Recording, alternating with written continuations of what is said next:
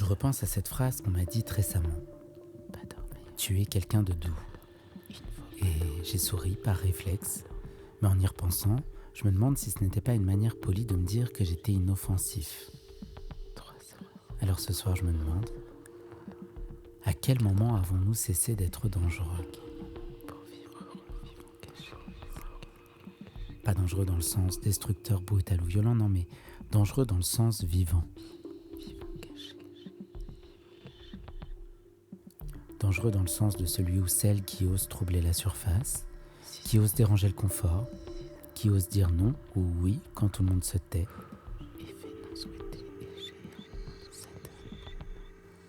Dans ce monde, on nous apprend très tôt à être sage, à être raisonnable, à ne pas faire de vagues, à ne pas trop aimer, à ne pas trop pleurer, à ne pas trop rêver. Et petit à petit, on apprend à s'effacer, à se lisser, à ne plus trancher nulle part.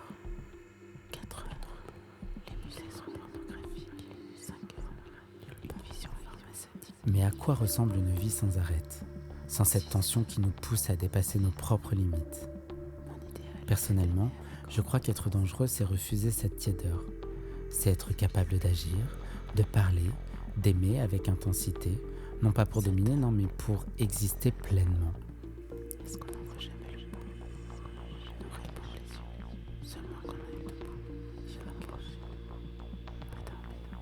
Je me souviens, lors d'une soirée, un ami m'a dit « Un lion en cage finit toujours par croire qu'il est un chat » ou quelque chose comme ça. Malheureusement, je crois que beaucoup d'entre nous en sont là aujourd'hui. On a confondu sécurité et anesthésie.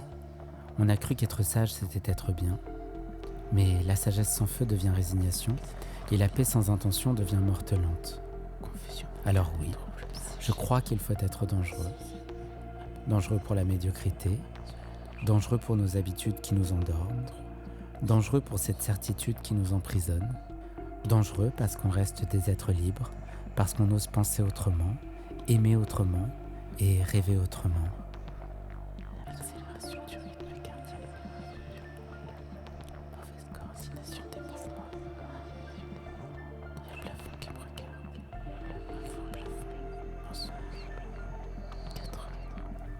Alors si je peux vous donner un conseil, soyez dangereux.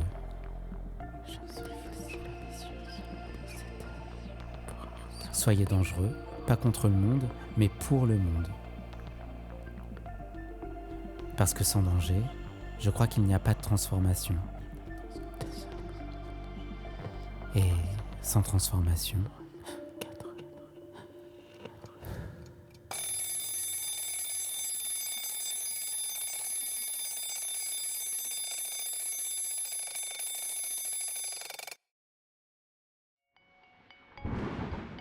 Vous êtes arrivé au bout de cette histoire. Avant de partir, laissez-moi vos impressions en commentaire. Ce podcast est produit de manière entièrement indépendante, sans promotion sur les réseaux sociaux. Si vous souhaitez m'aider à continuer à publier des épisodes, abonnez-vous à la chaîne et partagez vos épisodes préférés autour de vous. Et si vous avez le courage et l'envie de plonger dans vos souvenirs les plus cocasses, contactez-moi via l'adresse que vous trouverez dans la description de cette vidéo. Vous pourriez ainsi participer à un prochain épisode de Guéridon. Le podcast Guéridon est une création originale d'Elliot Gordon-Rix. Cet épisode a été produit, réalisé, monté et présenté par Elliot Gordon-Rix. Je vous donne rendez-vous dimanche prochain avec un nouvel invité. Et d'ici là, n'oubliez pas de vivre.